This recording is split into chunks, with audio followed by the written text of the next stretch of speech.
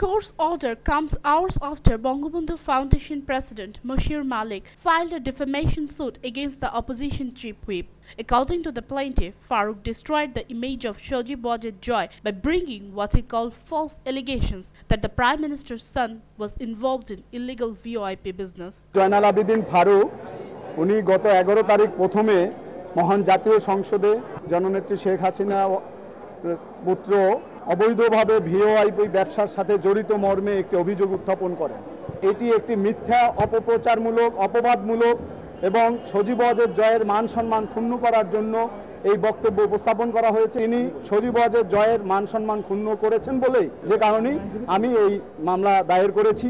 Hours after the case was filed, the court took the case into cognizance and issued an arrest warrant against the BNP leader, who is also the opposition chief whip.